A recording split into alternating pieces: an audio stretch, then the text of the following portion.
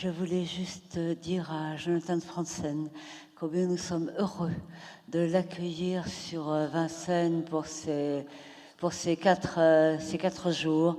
Nous le remercions pour sa présence. Nous le remercions pour ses écrits, bien entendu.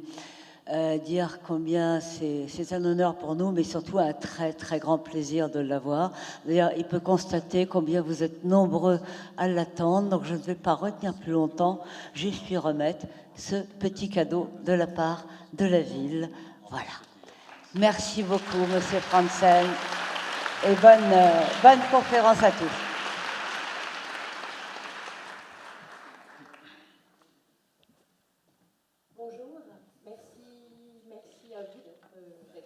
Si nombreux. Merci infiniment à Jonathan Franzen d'être parmi nous. Merci aussi à Michel Zlotowski d'assurer l'interprétariat de cette rencontre. Est-ce que je vous présente vraiment Jonathan Franzen? Si vous êtes là, c'est que vous le connaissez, que vous le lisez depuis longtemps, au moins depuis une vingtaine d'années, et la parution en France des corrections.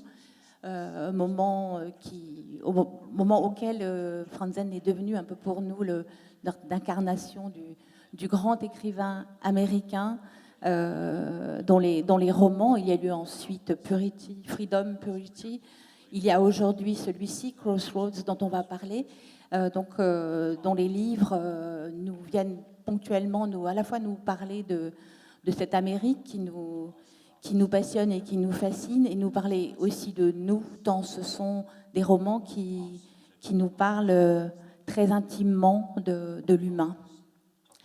Et pour commencer cette rencontre, Michel Casanova, qui est comédien, va nous lire un extrait du roman, les premières pages, je crois. Le ciel de New Prospect, où les chênes et les ormes dressaient leurs silhouettes nues, était plein de promesses humides. 2 fronts d'air gris complotaient pour apporter de la neige à Noël. Quand Russ Hildebrandt, au volant de son break Plymouth Fury, effectua sa tournée matinale auprès de ses paroissiens grabataires et séniles. Une autre de ses ouailles, Madame Frances Cottrell, s'était portée volontaire pour l'aider à livrer des jouets et des conserves à la Community of God cet après-midi-là. Et, bien que conscient de ne pouvoir se réjouir de cette initiative autrement qu'en sa qualité de pasteur, il n'aurait pu demander plus beau cadeau de Noël que ces 4 heures en tête-à-tête avec elle. Après l'humiliation de Russ, 3 ans plus tôt, Dwight Eiffel, le pasteur principal de son église, avait augmenté sa part de visite pastorale. Comment Dwight employait précisément le temps qu'il lui faisait gagner, hormis en prenant des congés plus fréquents ou en travaillant à son recueil tant attendu de poésie lyrique, Russ l'ignorait. Mais il appréciait l'accueil aguicheur que lui réservait Madame Audoyeur, amputée, qu'un gros œdème clouait à son lit médicalisé dans ce qui avait été sa salle à manger. Il aimait ses contacts réguliers avec ces gens, en particulier ceux qui, contrairement à lui, avaient tout oublié des événements d'il y a 3 ans. À la maison de retraite de Hinsdale, où les odeurs mélangées des couronnes de sapin et des matières fécales des pensionnaires lui rappelaient les latrines des hauteurs de l'Arizona, il donna au vieux Jim Devereaux le nouveau trombinoscope des membres de la paroisse, outil qui lui servait à alimenter les conversations, et lui demanda s'il se souvenait de la famille Pattison. Pour un pasteur enhardi par l'esprit de l'Avent, Jim était un confident idéal, un puits à souhait où les pièces qu'on jetait n'atteignaient jamais le fond. Pattison, répéta Jim. Ils avaient une fille, Frances. Russ tendit la main au-dessus du fauteuil roulant de son paroissien et tourna les pages jusqu'à la lettre C. Elle s'est mariée. Elle s'appelle Frances Cottrell aujourd'hui. Il ne prononçait jamais son nom chez lui, même lorsqu'il aura été naturel de le faire, de peur de ce que sa femme pourrait déceler dans sa voix. Jim se pencha plus près de la photo de Frances et de ses 2 enfants. « Ah, Franny ? Je me souviens de Franny Pattison. Qu'est-ce qu'elle est devenue ? Elle est revenue à New Prospect. Elle a perdu son mari il y a 1 an et demi. Une histoire atroce. Il était pilote d'essai chez General Dynamics. Elle habite où maintenant ? Elle est revenue à New Prospect. Tiens, Franny Pattison. Elle habite où maintenant ? Elle est revenue. Elle s'appelle Frances Cottrell aujourd'hui. Frances Cottrell, répéta Russ en pointant la photo du doigt. Elle devait le retrouver sur le parking de la First Reformed Church à 2h30. Tel un petit garçon incapable d'attendre Noël, il y arriva à 1h moins le quart et pique-niqua dans la voiture. Ce jour-là, c'était un très bon jour. Les couloirs de la First Reformed étaient encore déserts. Il gagna directement son bureau, engagea une feuille dans sa machine à écrire et réfléchit au sermon qu'il avait à écrire pour le dimanche d'après Noël, jour où Dwight Eiffel serait à nouveau en congé. Avachi dans son fauteuil, il se peigna les sourcils avec les ongles, se pinça à l'arête du nez. Contact avec un visage dont il avait appris trop tard que les contours anguleux plaisaient à de nombreuses femmes et non simplement à la sienne. Et imagina un sermon sur sa mission de Noël dans le South Side. Il prêchait trop souvent sur le Vietnam, trop souvent sur les Navajos. L'idée de dire, avec audace, en chair, « Frances Cottrell et moi avons eu le privilège de prononcer son nom alors qu'elle l'écouterait, assise au 4e rang, et que les regards des fidèles, peut-être envieux, la reliraient à lui, était séduisante. Mais, hélas, interdite par sa femme, qui lisait ses sermons au préalable et serait elle aussi assise sur un banc, et qui ignorait que Frances devait le rejoindre ce jour-là. Merci beaucoup.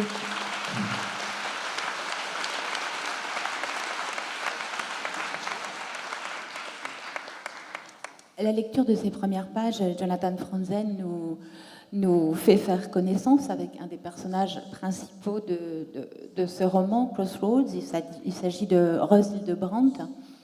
Et le roman, qui est écrit à la 3e personne, va néanmoins, par le parti pris formel que vous avez choisi, multiplier les points de vue et nous faire pénétrer à travers les différents membres de cette famille, à la fois dans la vie de cette famille et dans l'Amérique des années 70, puisque tout ceci se passe au tout début des années 70 dans une banlieue de Chicago. Ce choix formel à la fois d'écrire à la 3e personne, mais d'alterner les points de vue des différents personnages, est-ce que ça fait partie des choses qu'un écrivain décide avant d'écrire un roman, ou est-ce que ce sont des choses qui viennent au fil de l'écriture ? Par quoi commence pour vous un roman, l'écriture d'un roman ?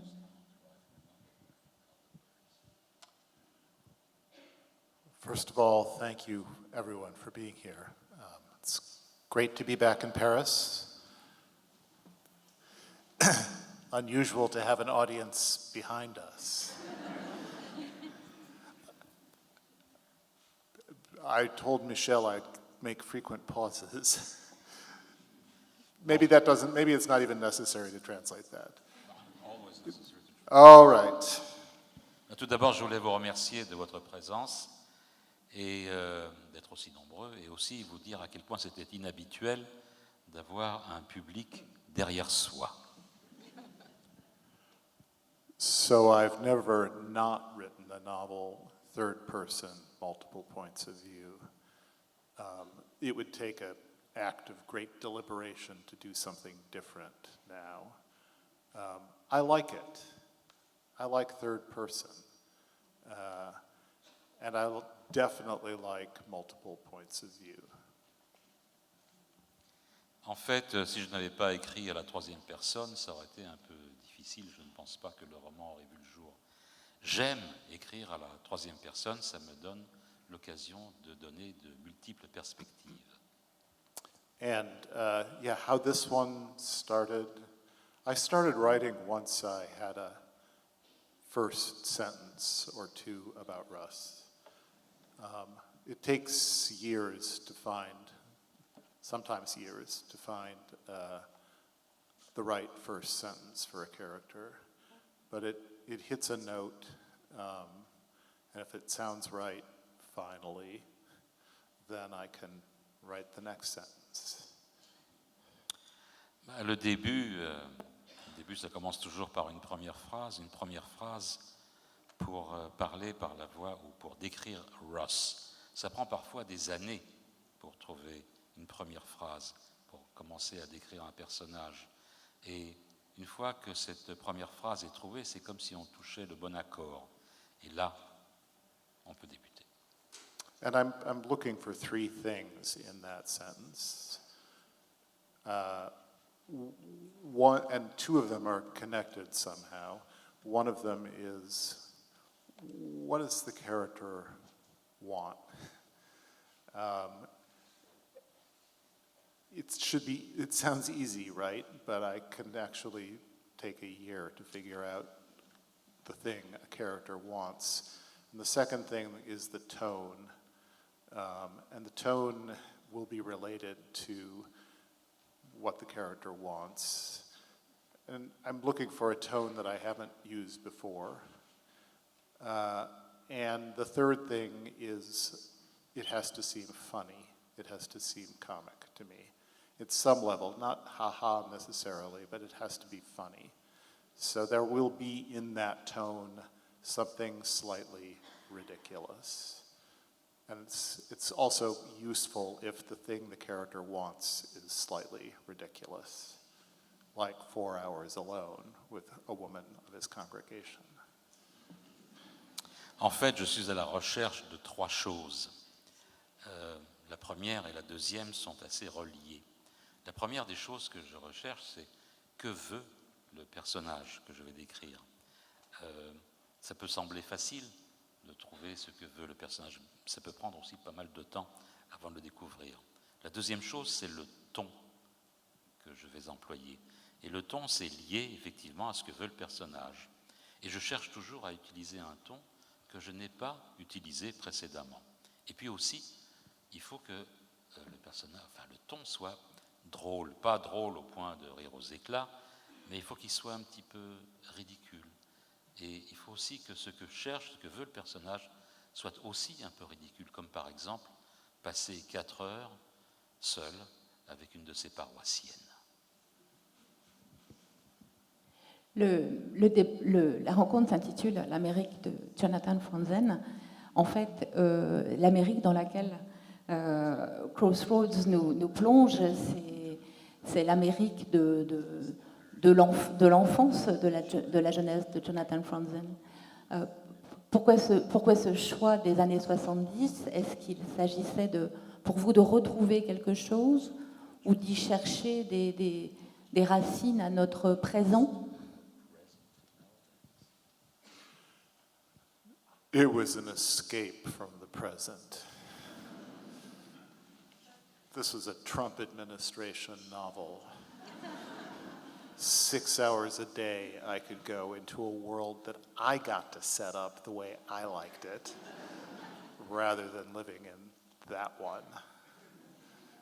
C'était une échappatoire, commencée à l'époque de l'administration Trump, ce qui signifie que pendant 6 heures par jour, je pouvais me plonger dans un monde que je définissais, que je créais moi-même. It starts in the 70s because I was imagining a novel that would stretch over 3 or 4 generations of a family. but I'm lazy and I don't really like to write historical novels. I believe I'm doing a panel tomorrow on historical fiction, which will be interesting. And the earliest I can remember is the late 60s, early 70s. And if I tried to write about the 50s, oh God, I would have had to do research. En fait, j'ai placé mon roman dans les années 70 et au départ, je pensais écrire un roman qui porterait sur 3 ou 4 générations. Mais je suis un auteur paresseux.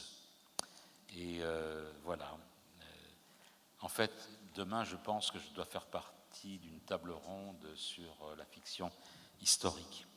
Bon, donc les années 60, 70, ça fait appel à mes propres souvenirs. Et si j'avais voulu écrire quelque chose sur les années 50, j'aurais dû me livrer à des recherches. But there was some interesting stuff going on in the early 70s. It was still the Vietnam era, and it was the beginning of the aftermath of the civil rights movement and some of the civil unrest that grew out of that, particularly following the assassination of Dr. King. In that respect, even though I was not writing about the present, it felt like it was interesting to revisit where we were with some of these key social problems 50 years ago. Voilà, les années 70 m'ont semblé intéressantes parce que c'était encore l'époque de la guerre au Vietnam. C'était aussi l'époque des luttes pour les droits civiques. En fait, c'était ce qui se passait juste après, ces gains qui avaient été faits dans le domaine des droits civiques. Et il y avait aussi ce qui se passait, c'était les émeutes autour de cette lutte pour les droits civiques. C'était juste après l'assassinat du Dr. King, on parle de Martin Luther King. Et moi, je n'écris pas sur le présent, mais il m'a semblé intéressant de revoir, à partir d'aujourd'hui, où on en était il y a 50, 60 ans sur ces sujets. And just to say one more thing, I mean, these were issues in my own family. Both of my brothers could have fought in Vietnam, and that was what my parents and my brothers agreed about. And what they disagreed about was everything else. My brothers were children of the late 60s, that is to say, late 1940s when they were born. I remember violent arguments about race in my house between my brothers, both of them, and my parents. En fait, mes frères et mon père auraient pu aller ou être appelés à se battre au Vietnam. Sur ce plan-là, c'était la seule chose sur laquelle mes frères et mon père étaient d'accord. Pour tout le reste, c'était la bagarre. Et en fait, mes frères sont nés dans les années 40, donc c'était l'âge où ils pouvaient effectivement être conscrits. Je me souviens des débats extrêmement agités au sein de la famille, entre mes frères et mes parents, au sujet des problèmes de race, des questions de race. So it was a time that had trouble attached to it, and trouble excites the novelist. En fait, donc, il y avait beaucoup de problèmes rattachés à ces questions, et les problèmes, c'est quelque chose qui attire le romancier. On peut même dire que cette famille Hildebrandt, dont vous nous faites suivre en quelques semaines la traversée d'une sorte de crise multiple, on peut dire qu'ils sont, au-delà du contexte, des individus dont vous nous faites très intimement pénétrer les pensées, les motivations. C'est ça qui est extrêmement prenant dans ce livre et qui fait que quand on l'a terminé, on a très hâte d'avoir la suite de leur vie, parce qu'effectivement, on est dans une intimité extrême dans les pensées de ces personnages, toutes générations confondues. Well, that's good and bad news that you want more. Ben, c'est une bonne et une mauvaise nouvelle que vous en vouliez plus. I want.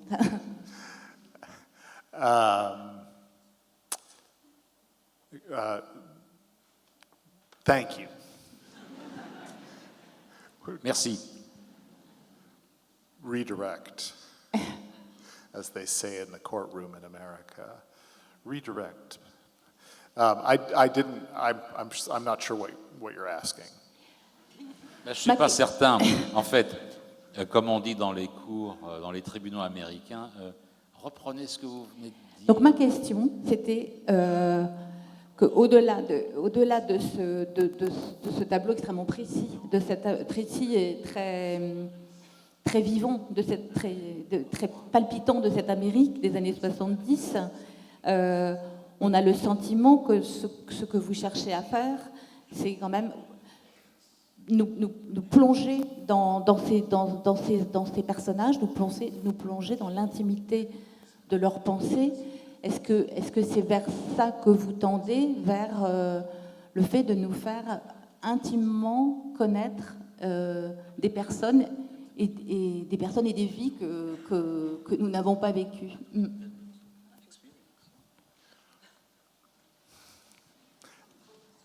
Absolutely.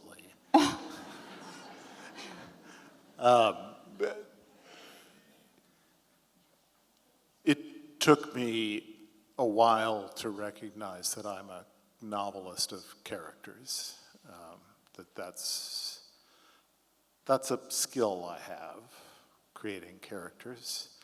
I was doing it in all of my books, but the first two, I was really trying to be a social novelist and address contemporary issues in America. And I gave up on that. Because, well, it's a long story, and it's a story I've told in several essays, but I gave up on that and allowed the characters to become the foreground. And that was like the next three novels. And then this is my first novel not set in contemporary America. And it's the first novel that doesn't have big plot elements, sort of either science fiction or enormous sums of money or whatever. No one gets murdered in this book. No one even gets shot. I'll pause there for Michelle, who, by the way, thank you, Michelle. You want me to go already? Yeah, I think, oh, already? You told me to pause. Non. Donc voilà, ça me prend du temps pour être romancier. En fait, je suis un romancier qui travaille ses personnages. C'est ma qualité principale. Dans tous mes livres précédents, ou dans certains de mes livres précédents, j'ai tenté d'être un romancier du social, d'écrire l'Amérique au sein de laquelle je vis. Mais j'ai rapidement abandonné. J'ai rapidement abandonné pour me concentrer sur les personnages dans les 3 romans qui ont suivi. Et celui-ci, c'est le premier roman qui n'est pas contemporain, qui ne décrit pas le monde d'aujourd'hui. Et dans ce roman, si vous voulez, l'intrigue est assez simple finalement. Il n'y a pas de science-fiction, il n'y a pas d'histoire d'argent, personne n'est tué, on ne tente d'assassiner personne. Voilà, c'est quelque chose de simple. So I wanted to see if I could write my usual length book about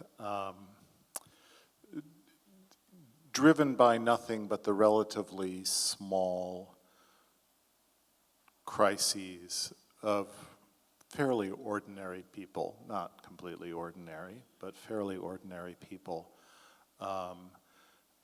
It just seemed like the next challenge in a way. And this is where I pause to say that what is a character? What are we talking about? It's words on the page, right? And somehow I picture a character, and that turns into words, and then that gets decoded by the reader into the experience of a lifelike, recognizable human being. But more narrowly inspected, the characters are their stories.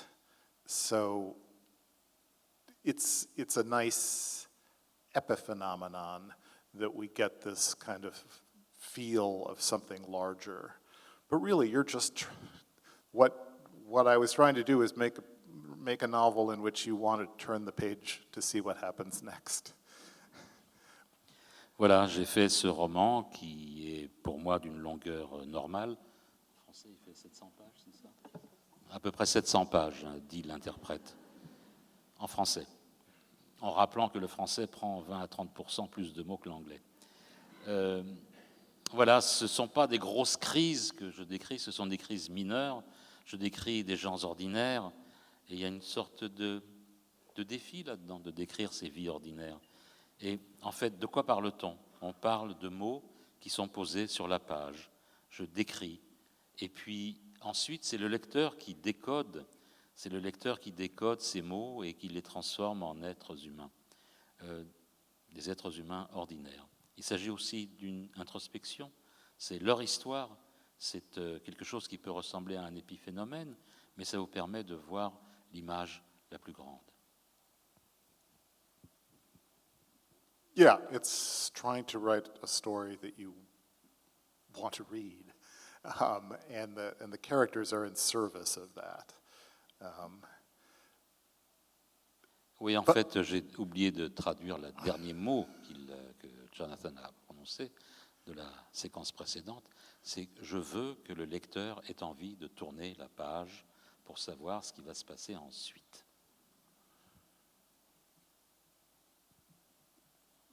I'll stop there, Nathalie.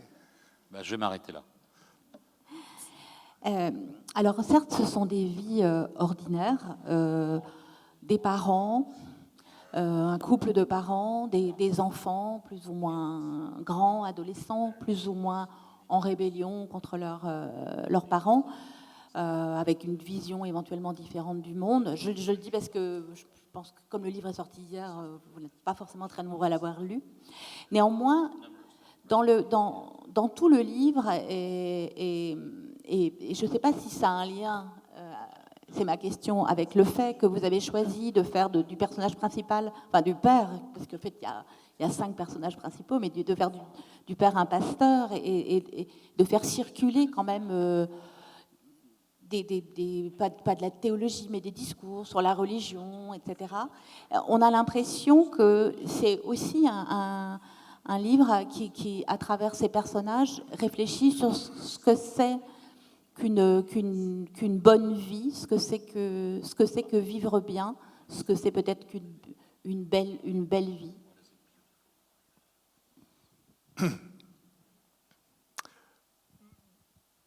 Well, yes, but I'm going to go back to this really basic point. So what makes me curious to turn the page of a story I'm reading? There's some event.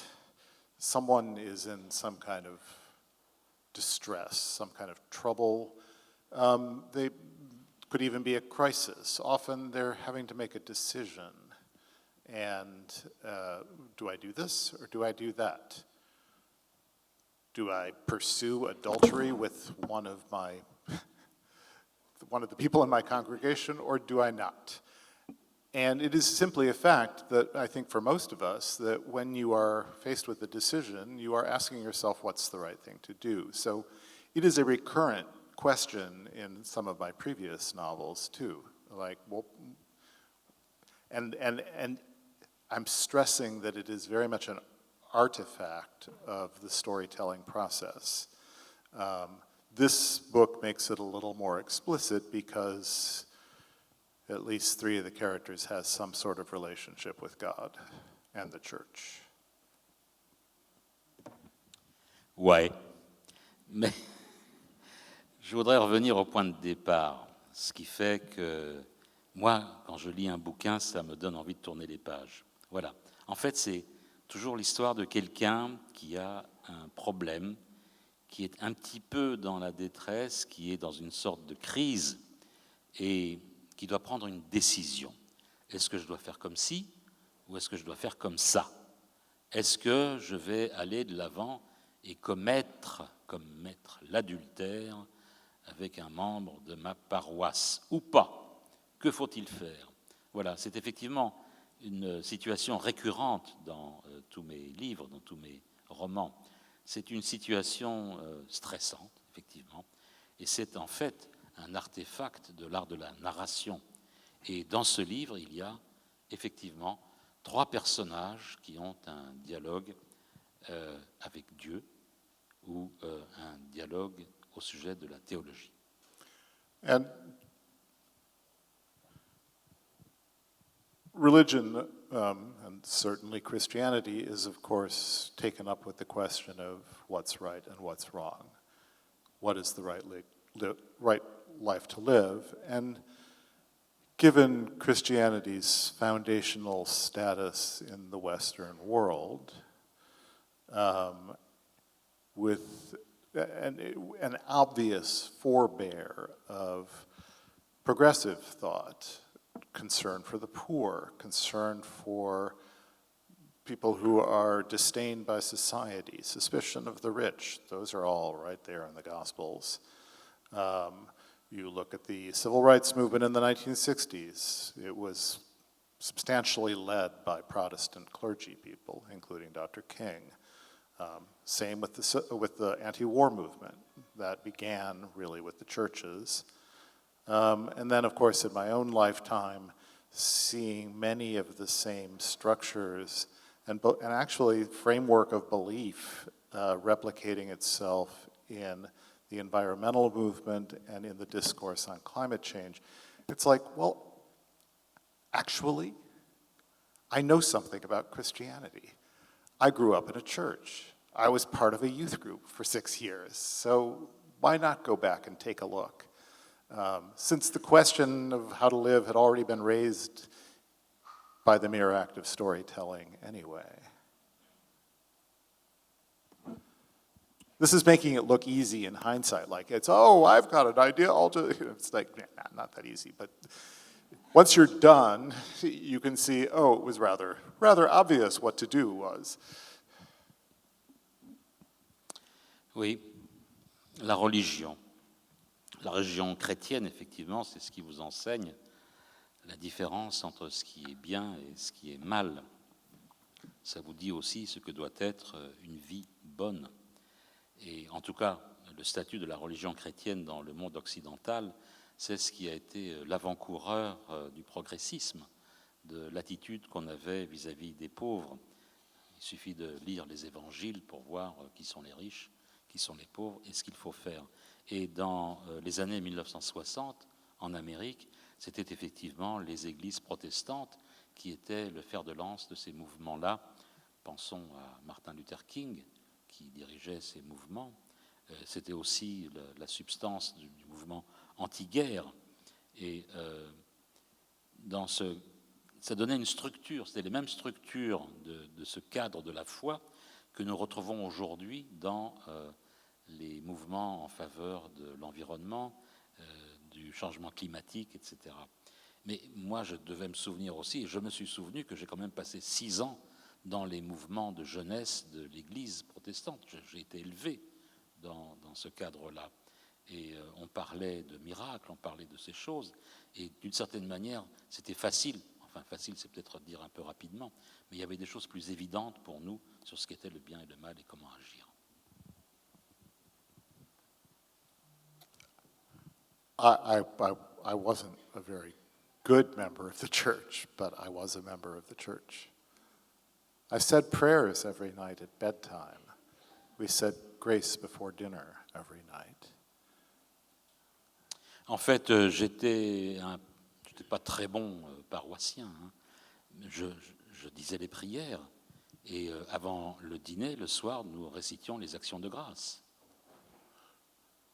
My mother, who had no religious belief either, would make sure I said my prayers every night. She came in and heard my prayers at bedtime. Until finally, blessedly, when I was around 11, she said, you know, you can do that by yourself. Ma mère, qui n'était pas particulièrement croyante ou pratiquante, écoutait mes prières. Elle venait chaque soir dans ma chambre entendre si je récitais mes prières avant d'aller au lit. Et puis, Dieu la bénisse, à l'âge de 11 ans, quand j'ai eu 11 ans, elle m'a dit finalement, tu peux le faire tout seul. And I would get out the book I was reading and read that under the covers and find it much more interesting than what was going on at church. Et donc finalement, j'ai pu sortir de dessous les draps le bouquin que j'étais en train de lire, et je trouvais ça beaucoup plus intéressant que ce qui se passait à l'église. And only like 50 years later do you discover, well, actually this stuff somehow is in me in spite of that. It's all of that immersion in the church is actually still in me. It was there, you know, and it has informed things all along, even without believing in it. Et en fait, on découvre 50 ans plus tard, je découvre 50 ans plus tard que toute cette formation, elle est en moi et qu'elle a informé ma vie. Pour les lecteurs qui ont lu ce livre, la zone d'inconfort, ils pourront reconnaître une inspiration assez factuelle de certaines pages importantes de Crossroads. Et quand je vous ai interviewé il y a quelques semaines, vous disiez que pourtant, paradoxalement, Crossroads était peut-être le moins autobiographique de tous vos livres, finalement.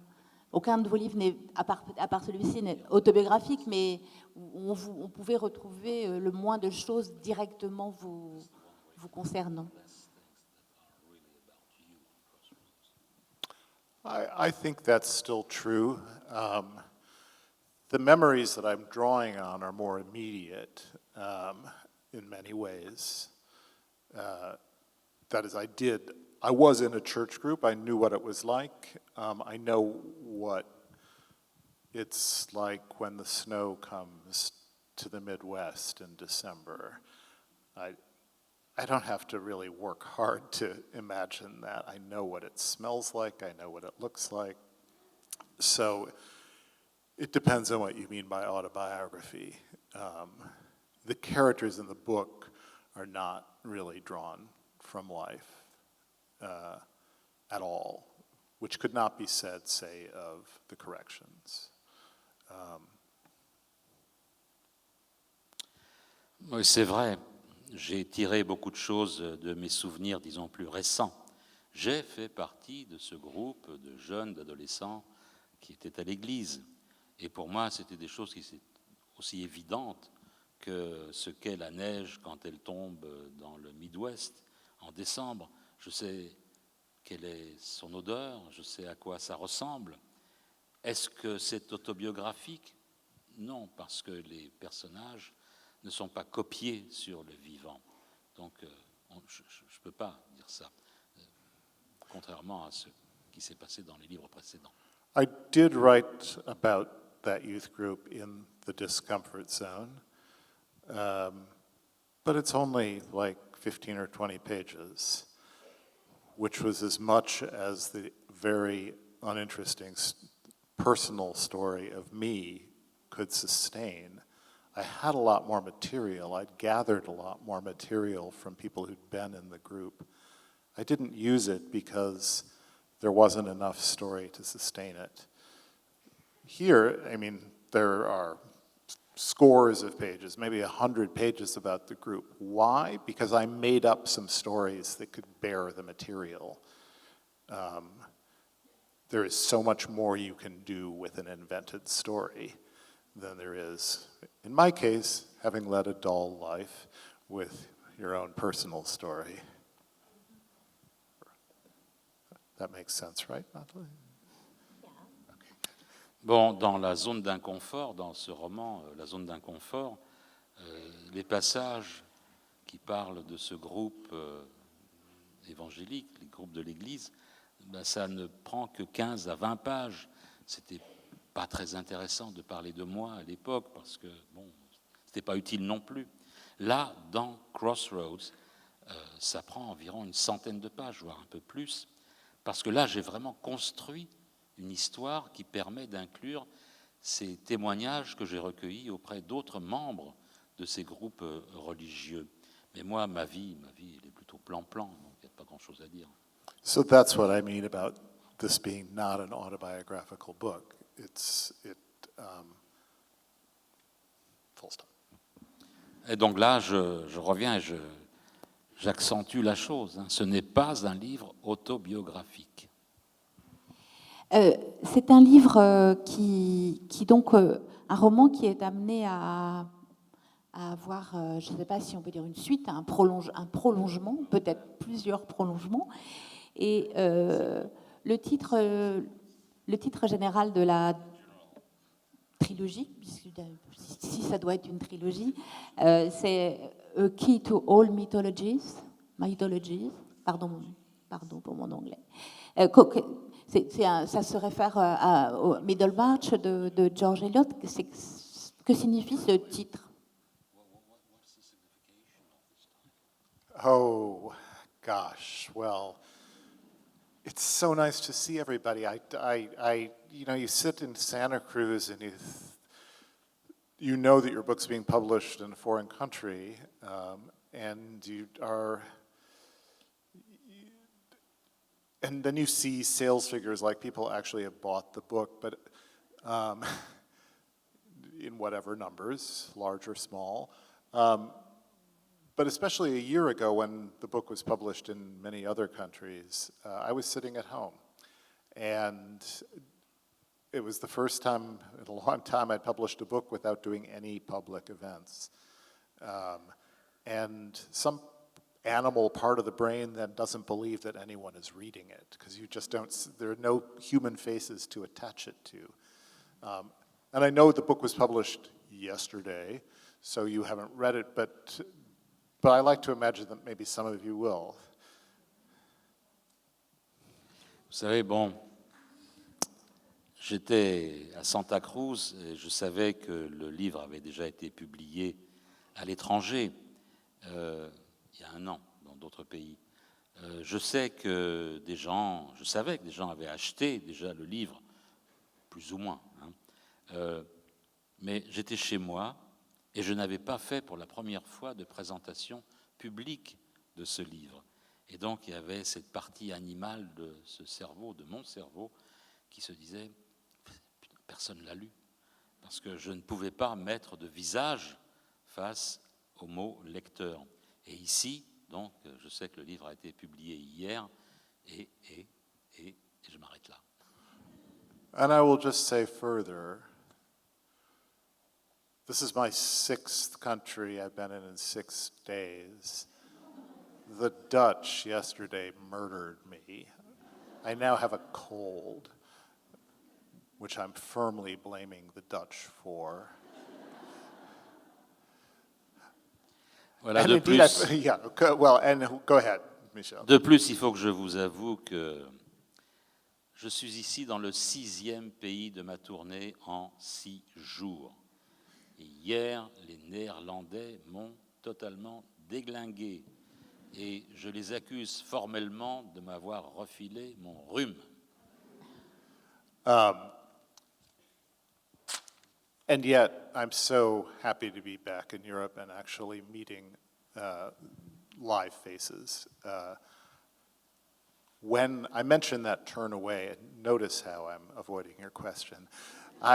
When I made that turn away from thinking, I have an important social function as a novelist, toward character, it was accompanied by a shift in who I imagined I was writing for. I was not writing for a benighted public that needed my instruction. I was writing for readers like me. So I think, and that has become an ever deeper concept for me. And not being allowed to tour last fall because of the pandemic really brought home just how important that has become. Mais en fait, je voudrais vous dire quand même à quel point je suis heureux de pouvoir revenir en Europe et de voir enfin des visages. Et puis, bon, vous voyez à quel point j'essaie d'éviter votre question là. Effectivement, quelle est la fonction sociale de l'écrivain? Il y a eu un changement. Je me suis rendu compte, en fait, où je me suis dit que les lecteurs n'avaient pas besoin d'un manuel ou d'un guide pour savoir quoi faire, mais que j'imaginais les lecteurs étant des gens comme je le suis, moi. A Key to All Mythologies is the title of a book being written by the funniest character in Middlemarch. It is a project never finished. The character dies. And what's more, it's probably a good thing he does. Not only because it frees his young wife, our heroine, to marry somebody somewhat more suitable. I'm not saying much more suitable because that's a little ambiguous at the end. She's still sort of a, would you stop being so serious kind of character? But also because he never would have.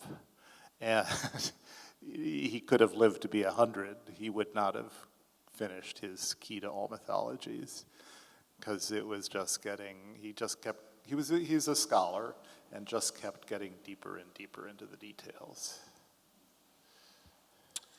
Alors ce titre, Key to All Mythologies, la clé de tous les mythes, toutes les mythologies. Bon, au sein de ce roman, il mène ce projet, mais avant d'avoir pu aboutir, il meurt. Et en fait, c'est une bonne chose. C'est une bonne chose parce que ça plaît beaucoup à son épouse qui va pouvoir enfin convoler avec quelqu'un de plus adéquat. Je ne dirais pas qu'il est complètement adéquat, l'autre, mais en fait, ça reste quelque chose d'ambigu. Et elle, l'héroïne de ce roman, c'est le genre de personne à dire « mais arrête de te prendre au sérieux comme ça ». Et lui, il est mort, mais même s'il avait vécu jusqu'à l'âge de 100 ans, il n'aurait jamais terminé sa trilogie parce que c'est un universitaire et il aimait à se plonger de plus en plus profondément dans les détails.